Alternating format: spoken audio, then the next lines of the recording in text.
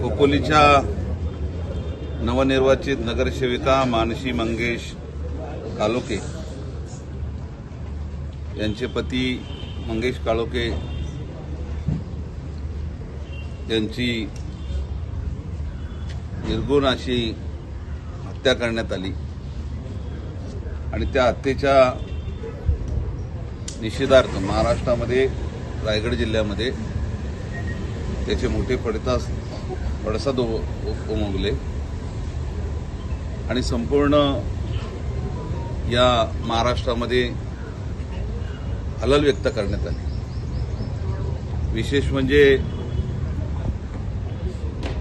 रायगड जिल्ह्यामध्ये अनेक तालुक्यांमध्ये या आरोपींवरती कठोरात कठोर कारवाई व्हावी, त्यांना फाशी शिक्षा मिळावी आणि हा जो तपास आहे तो फास्ट ट्रॅकवरती चालून काळोखे कुटुंबियांना लवकरात लवकर न्याय मिळावा या दृष्टिकोनातून आजही कर्जत तालुक्याच्या शिवसेनेच्या वतीने, युवा सेना महिला आघाडीच्या वतीने शासनाला आणि प्रशासनाला, पोलीस प्रशासनाला हीच आम्ही विनंती केली की या खटल्याचा योग्य तपास करून जे कोण या खटल्यामध्ये दोषी असतील त्या दोषींना लवकरात लवकर त्या दोषींना शिक्षा झाली पाहिजे असं तुम्ही कर्जत तालुक्याच्या शिवसेनेच्या भावना तुम्ही वरिष्ठांना कळवा म्हणून आज आम्ही या ठिकाणी सर्वांनी येऊन या ठिकाणी निवेदन दिलेलं आहे। संतोष शेठ, या ठिकाणी आमदार महेंद्र थोरवे यांनी अनेक आरोप केलेले आहेत, यामध्ये बडा नेत्यांचा हात असल्याचा सुद्धा त्यांनी आरोप केलेले आहेत, याबद्दल काय सांगाल? याबाबत बघा की पोलिसांचा तपास काय अजून पूर्ण झालेला नाही, चार्जशीट काय गेलेलं नाही।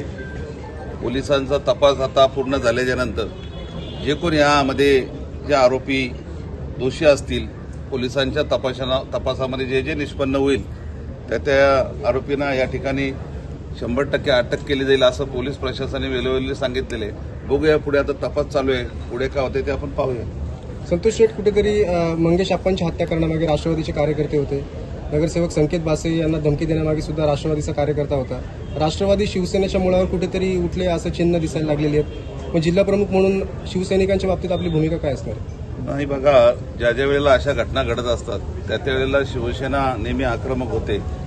आता आमदार साहेब विधानसभेच्या सभागृहात आहेत आणि आमदारांनी वेळोवेळी त्याच्या बाबतीत भूमिका मांडलेली आहे, त्यावेळेला आता आमदार साहेबांनी घेतलेली भूमिका प्रशासन काय करते त्याबाबत पाहूया।